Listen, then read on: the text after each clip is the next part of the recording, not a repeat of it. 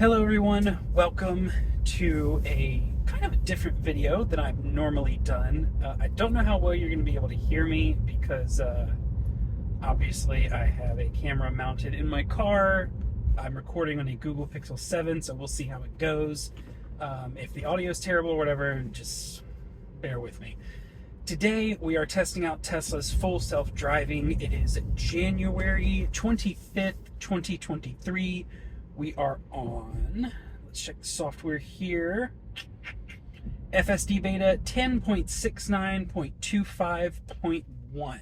So that is what we're going to be testing today.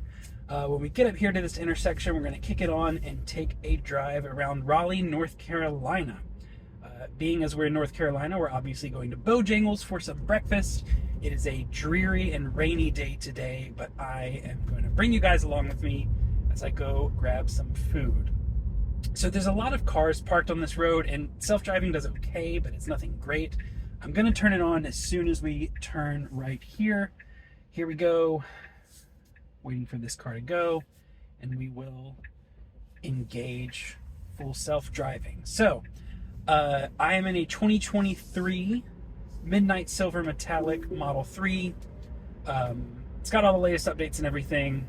So that's what we are testing. So you see I've just engaged full self-driving. I've got the full visualization here. One quirk I noticed was when we get to this turn, it starts slowing down for no reason. There's no reason to slow down at this turn. It just happens. And then it puts a left turn signal on. I don't know what that's about. But first thing it's going to do is get over into this right lane right over here. You see it does that perfectly. Turns on the turn signal and scoots us right over. So this is the Briar Creek Parkway intersection, which can be kind of challenging, but right now the traffic's not too bad, so we're going to see what it's going to do. So we're at a yield sign right now. It's going to stop and wait for these cars. Looks like it's going to inch on ahead in a second. There's one more car coming that I can see. Let's see what happens. It's not doing anything, so I'm going to give it the accelerator and let it do its thing.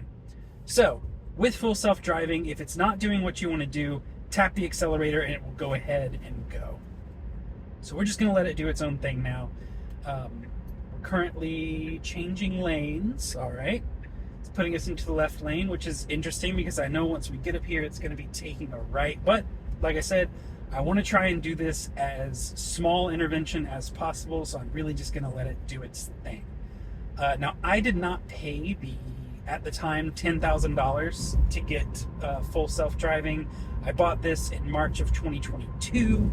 And at that time it had not gone up to 15,000 yet, but I am doing the subscription for full self-driving. I don't do it every single month, but for Christmas, I was like, you know what, let me just do a month of it. It'll be a good time. So I've been testing it out since December 30th, I want to say, and I have it until the end of this month.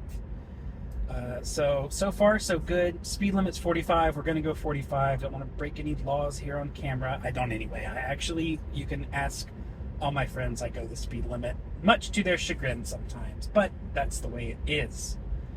So you can see we're passing RDU International Airport over there. We're currently on Lumley Road, and if you have a Tesla in the Raleigh area, feel free to comment down below. Let me know your experience with full self-driving, because honestly, for the most part, it's pretty good.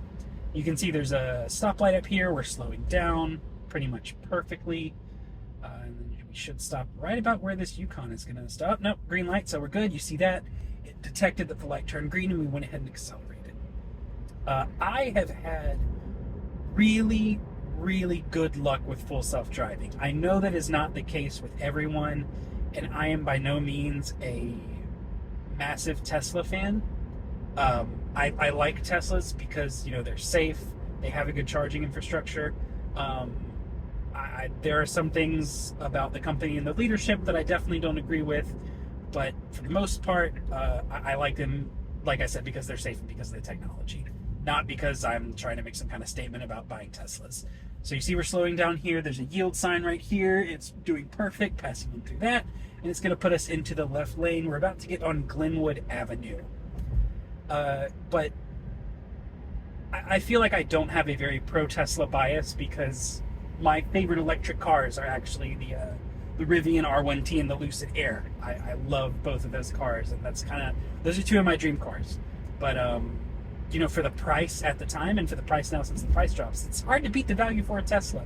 They are really, really good. So we're going to stay straight on Glenwood Avenue for a while. It wants me to get in the left lane, but I'm going to cancel. No, okay. I tried to cancel it, but it went ahead and pulled me over. That's fine. We don't have too much longer before we hit the Bojangles up here. But back to what I was trying to say. I have had very good experience with full self-driving. I know that is not the case with every model, with every city that you might live in. I know it's very different all around the world on how good it's going to be.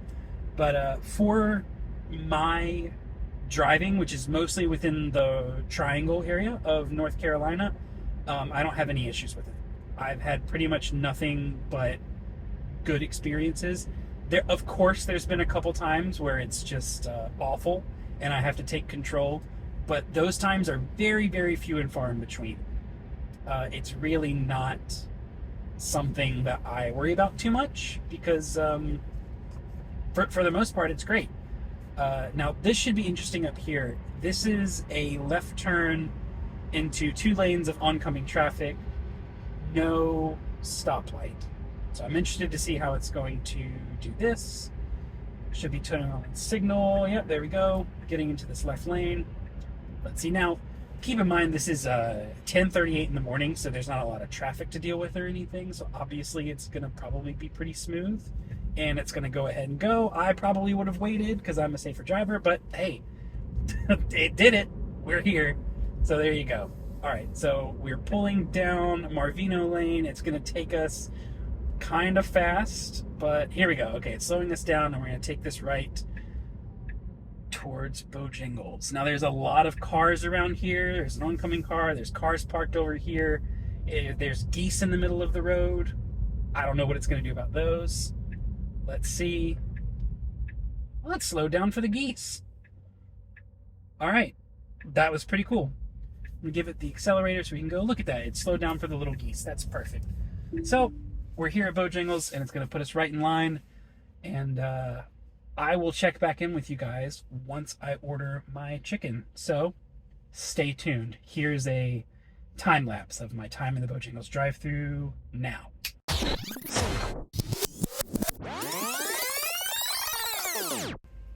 All right, welcome back. We are loaded up with Bojangles, and it is time to head back home. So let's see how it does. We're gonna put our home address right in here, and we're gonna start the beta as soon as this car goes. So I'm not gonna put on a turn signal or anything. I'm just gonna pop it on right now. Creeping forward for visibility and going ahead and making that turn. All right, there is okay, we're in the turning lane and we're heading out of the turning lane now. There is a turn on Glenwood up here that I absolutely hate doing, and I'm very interested to see how this does it, because you kind of have to look up and to the left to see the cars coming. And I mean, it's the opposite of the turn that we made to get into Bojangles. So let's see how it does. Again, traffic's not terrible right now, so we'll see. All right, there goes that Tacoma pulling out, and now it's our turn. Let's see what it does. There's a good amount of cars coming, so I don't know how well it's going to handle this. It should be able to go right after this car. Let's see if it does it. Nope, I'm going to press the accelerator and do it for it. So we had a little bit of hesitation there. It's also not getting in the main thing, so you see I had to take over there. Let's go ahead and turn on FSD again. So it does have trouble if you're making a right or left turn out of somewhere and there's a lane that stops. It's always pretty much going to get into that lane because it almost always tries to get in the most immediate lane. So, oh, there's a BMW iX right there. That was cool.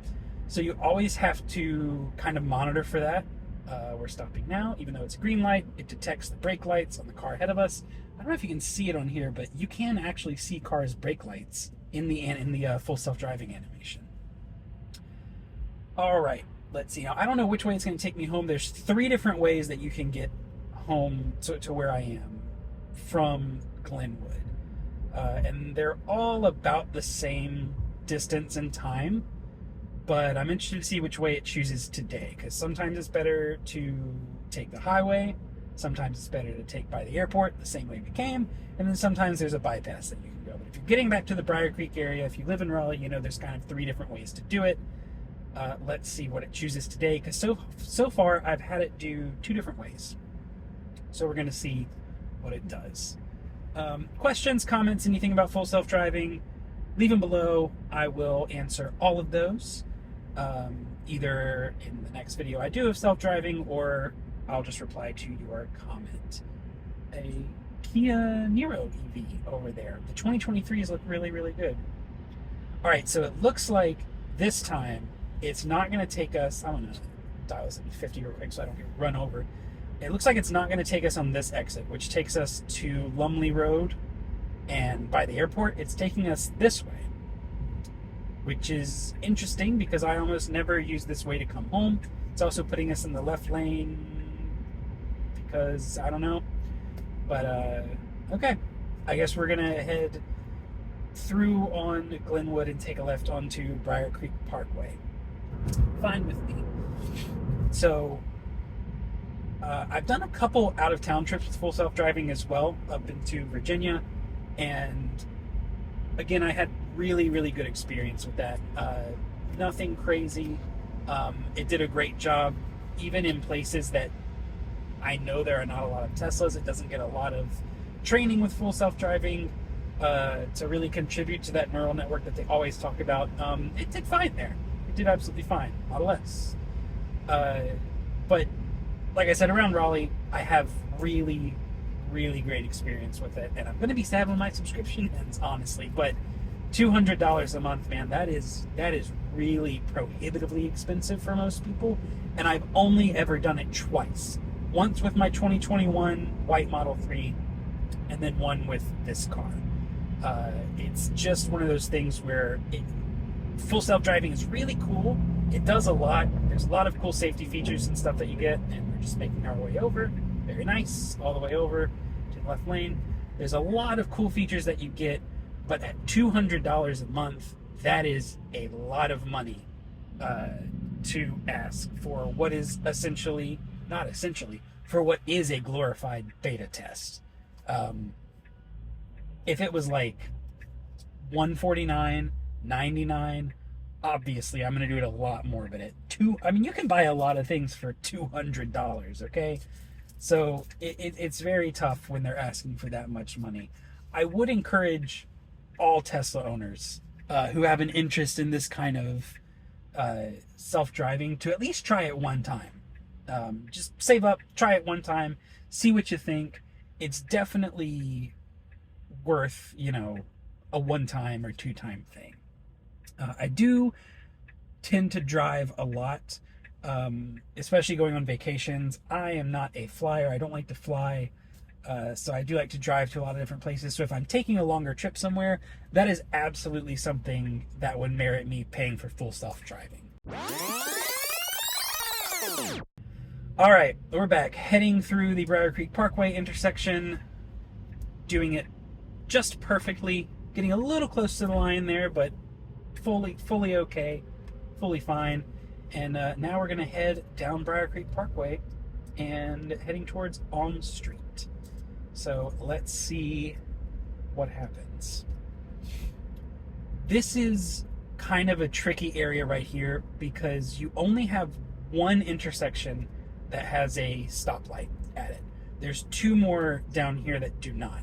So if you're coming from the Briar Creek shopping center area and you want to go left towards Durham or Morrisville or towards the airport or towards the residential over here, you have to cross 1, 2, 3, in between 3 to 4 lanes of traffic and a median without a stoplight. And I have not gotten full self-driving beta to do that successfully because it is very, very hard to see from this area right here. You'll see where these cars are turning out right over there is one of the areas. So 1, 2, 3, 4, 5, 6, essentially 6 lanes you have to turn across in order to get over here. and you have to look at the cars coming this way and then up the hill back this way. So it is very difficult for full self-driving to fully be able to see that. I don't really know what the solution to that is going to be, aside from just re-angling the cameras or doing more cameras, because there is definitely a blind spot for full self-driving kind of in different places on the car. You don't really notice it unless you are pulling out from somewhere like that. Then you can kind of notice the flaws of where having, you know, a head on a human body with two eyes is much easier to look around and scope something like that out, because you have the ability to move up in your seat, move back in your seat, and get that full 360-degree view that full self-driving just doesn't have. You know, when you have the cameras fixed, you're missing a lot of what makes driving a human experience, which is being able to react quickly to things, you know, far in the distance. And don't get me wrong, full self-driving can see very, very, very far, but it can see kind of in a straight line or a cone shape from those cameras. It cannot see up and to the right. You know, it's not going to be able to see around a turn or around a curve in the same way that a human can. So here is one of the trickiest, I don't know why this is so difficult, one of the trickiest things for full self-driving to do. And I hope I can catch it on camera so you can see how annoying it is. There's a Mercedes EQS. We're going to take a left turn. This is a blinking yellow at this intersection. And I want to say 8 out of 10 times that it tries to turn left here, it will try to run me directly into these traffic cones. So let's see what happens. So it sees the car. Here we go. Let's see. Of course, the one time I say it, it didn't do it. Now, we are going a little fast there. That was really fast, but it did it without wrecking us, so that's at least a little bit of a victory. But I'm going to wrap it up there. It's gotten us back home. It's done a great job. Thank you for joining me for this drive today, and hopefully there will be more Tesla full self-driving and regular Tesla videos to come. I will see you guys next time.